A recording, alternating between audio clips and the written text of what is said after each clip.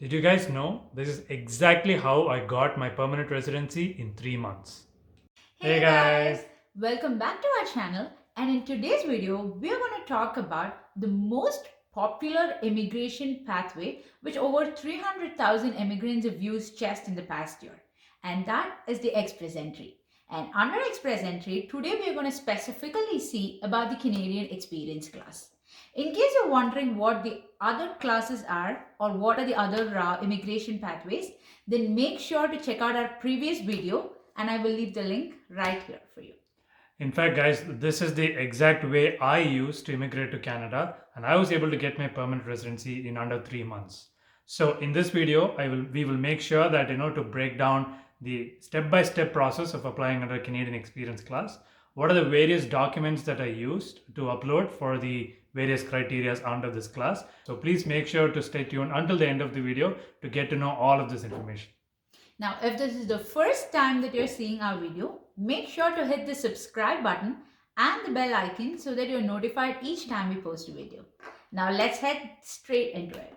Now, before we get into a detailed breakdown on what are some of the documentations required for a Canadian experience class, let's first see what a Canadian experience class is and what are some of the basic eligibility requirements for it. Now, the Canadian Experience Class, or CEC in short, is a way for skilled immigrants who already have experience in Canada to get their permanent residence. Let us now see what are some of the eligibility criteria required for the Canadian Experience Class. The first one is the Canadian job experience. Now, guys, it's highly important that you have at least a minimum of 1 year Canadian work experience in the last 3 years for you to be eligible under CEC. Now, what is considered as eligible work? There are three things that's considered as eligible. So the first one is if you work in a full-time job accounting for about 1560 hours in the last year or so. And the second one is part-time job, again accounting to about 1560 hours in the last year or so. And the third one is multiple full-time and multiple part-time, which again has to amount to a minimum of 1560 hours over the last year or so. Now, these jobs that you work in has to fall under one of the tier system of tier 0, 1, 2 or 3. Now, if you want to know what the difference is between a tier system and NOC, make sure to check out the table right here. Also, guys, if you want to know what are the jobs that fall under each of these categories, be it the tier or the NOC, make sure to check out our previous video where we have elaborated on the same. Now, for IRCC to consider this job valid, for CEC, you have to work under a valid work permit. Secondly, any job which is not paid, say for example, co-op, internships, or volunteering that you do is not considered an eligible work experience under the Canadian Experience class. So make sure in order to apply for this Canadian Experience class that you are working under an employer who is willing to pay for the work you do. The second eligibility criteria is language requirements. You must take an IELTS or a CELPEP in order to be eligible for CEC. Now, each of these tests has four sections: reading, listening, writing, or speaking. The minimum score required for you to be eligible depends on the tier you are in. Say, for example, you're in tier 0 or tier 1, like working in a software job or as a marketing manager, etc. Then you need a CLB score of 7 or above. Now, if you're somebody who are in tier 2 or tier 3, say like, you're working in a bakeries or you're, a dental assistant or something, then you would need a CLB score of 5 or above.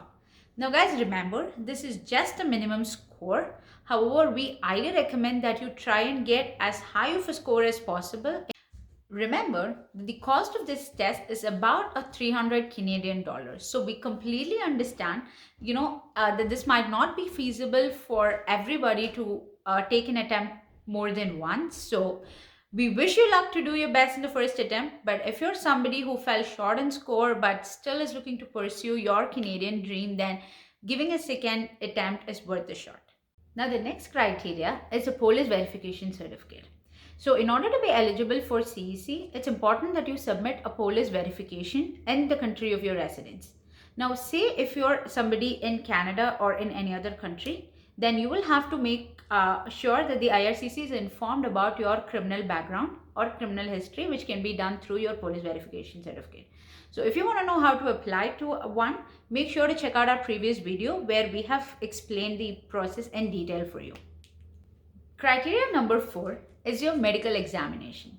So it is important that you provide to IRCC that you do not have any medical history prohibiting you from living in Canada. So this can be done by taking a medical test from a panel physician recommended by the IRCC. Now, this test can be done once you receive an invitation from IRCC or before that. So it's completely your choice. And the price for this is about 100 Canadian dollars. So make sure you have all the information you need right before you apply for CEC. Now, the next criteria is not a mandatory one for CEC, and that's the education. So there is no minimum requirement for education in order to qualify for the Canadian Experience class, although having a good education score will help with your CRS score. So if you're somebody who has studied outside of Canada, then make sure to get your credentials verified through WES or IQAS. Or if you're somebody who studied in Canada, then there's nothing you actually have to worry about. So guys, now that you've understood what the various minimum eligibility criteria are, I will walk you through the step-by-step process that I used to be invited to apply for my permanent residency, and also the various documentation that I used to get my permanent residency under 3 months. Now let's get started. So first thing you have to do is go to your Chrome browser and type in the Google search bar, Immigrate to Canada. And then when the search appears, click on the first link. And then obviously we are applying under Express Entry. So click on Express Entry. And then on the right side of the screen, you'll be able to say create an account or sign in. So through this, you can create what is called a GC key or a Government of Canada key.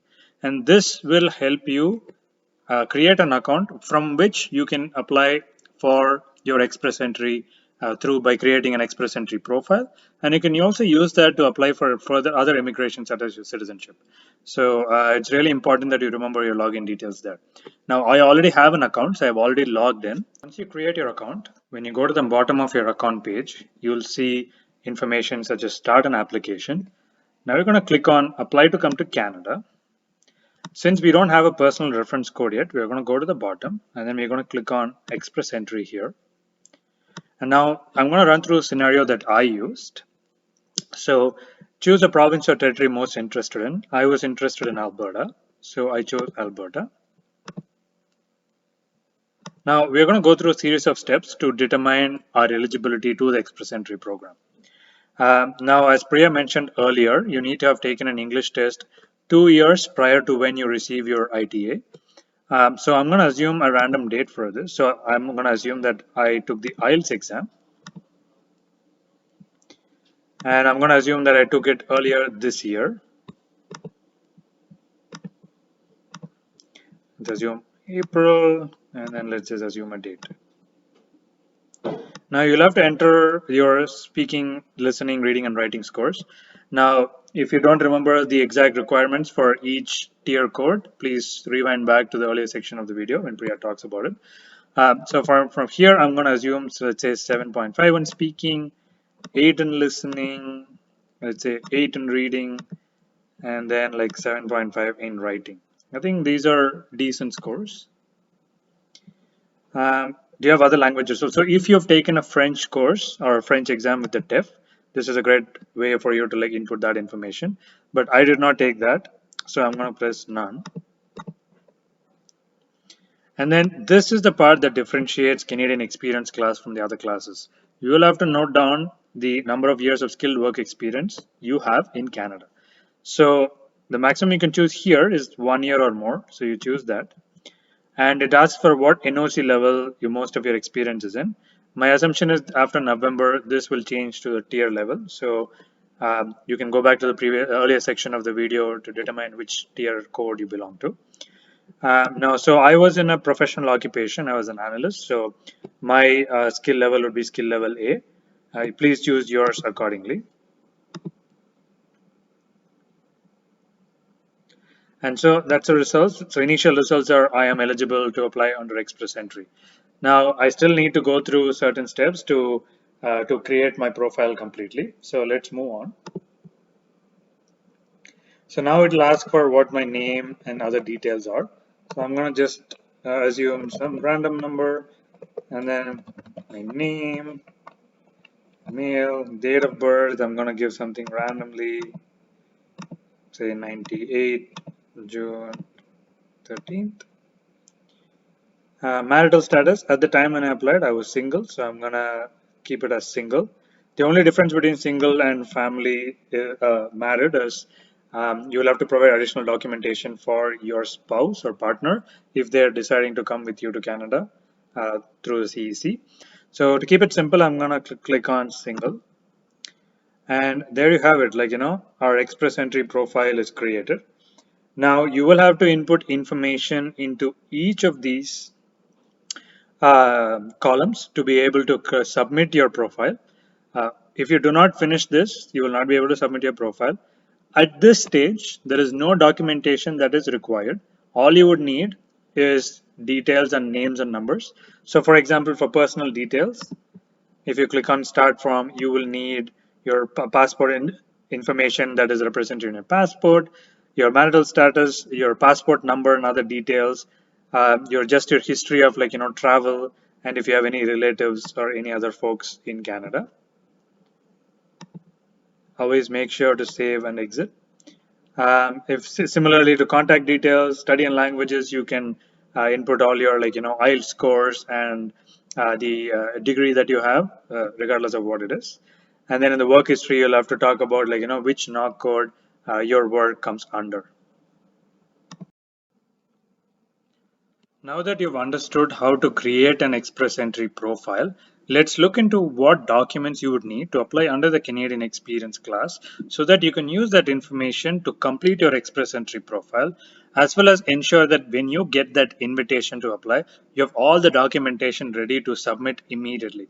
In fact, I remember when I did the Canadian Experience class application, I had all the documents ready and I submitted it right after the day when I received my invitation to apply.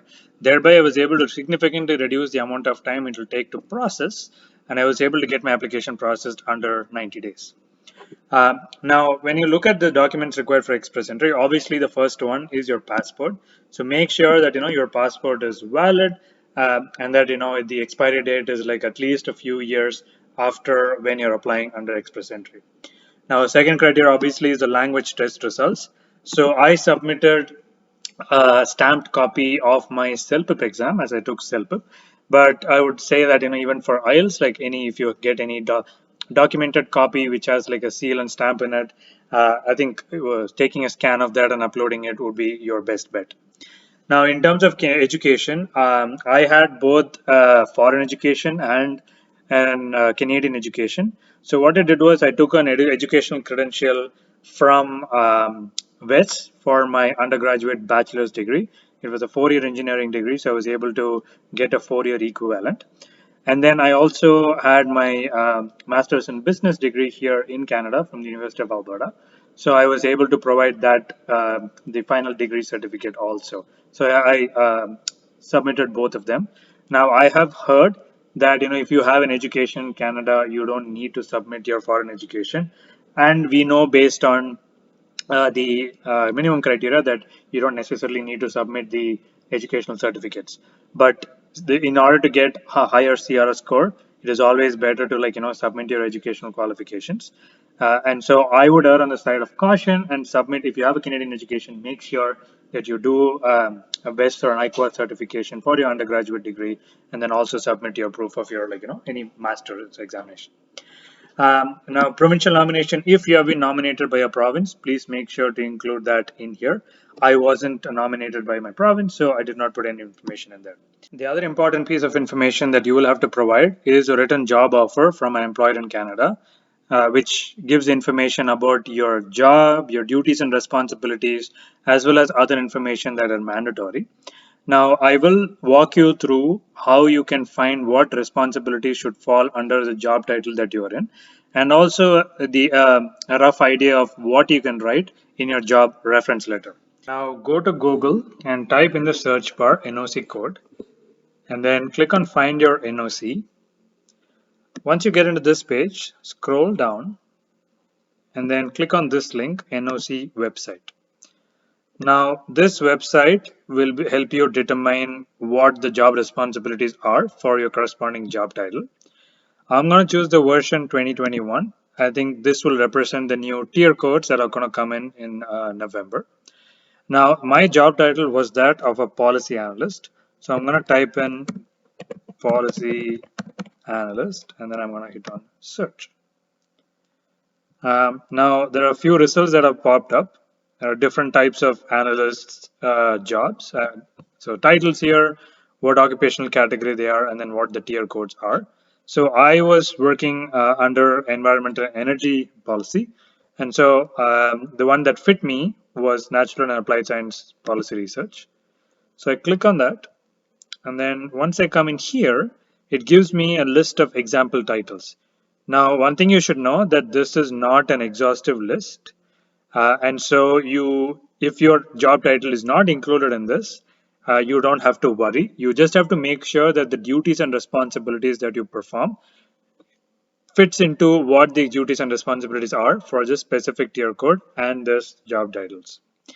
Now, if you go all the way down, you can see the various main duties that each of these job titles are supposed to perform based on IRCC's guidelines. So if you go all the way down, IRCC has a couple of points on like what a science policy or a program officer needs to be doing.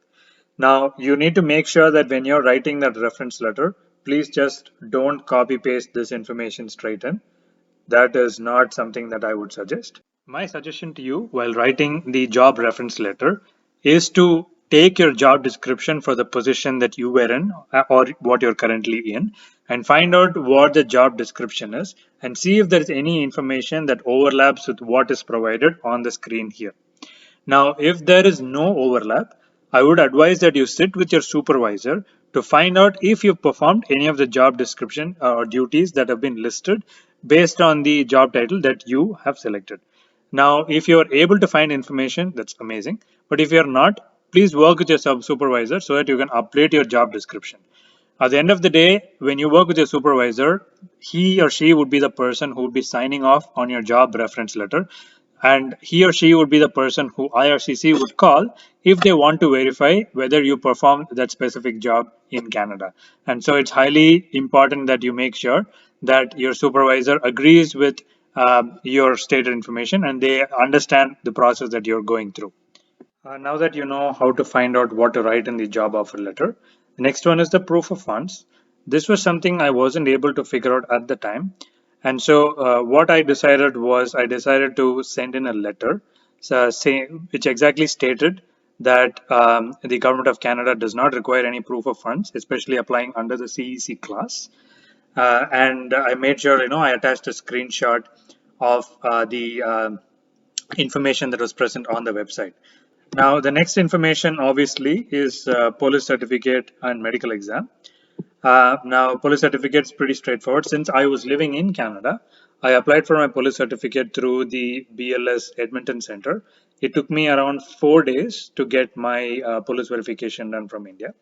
Now, if you are in Toronto or Vancouver, you will be able to head straight to the embassy, and I believe there is an emergency PCC application that you can do, in which you can get that police clearance certificate within 24 hours or so. So that's something you can consider. In terms of medical exam, it is not necessary to do the medical exam ahead of getting your ITA. But then what I decided to was as soon as I got my ITA, I submitted the medical exam instead of waiting for the immigration officer send me a request to submit the medical exam. And so I wanted to cut down any processing time that I would need in the later time, so I did that. I did not use any representative, but if you are using somebody else to apply instead of you, please complete this form. Similarly, for if you're a common law union, please make sure of that. If you're married, please make sure to provide your marriage certificate and other information. I was not part of any of this, so I was pretty clear. So these were all the documentation that I used when I applied under my Canadian experience class. Now that we've come to the end of the video, We hope we have given you all the information that you need if you're looking to immigrate to Canada as a PR through the CEC method. Now, as always, this is just my personal experience, so make sure to do your own research before you submit your applications. So until then, please make sure to comment, subscribe, and like this video so that other people will be able to utilize this information. If you've used any of the information we have provided and that has helped you, we would love to hear from you in the comment section below. So until we see you in the next video, take care guys. Bye bye.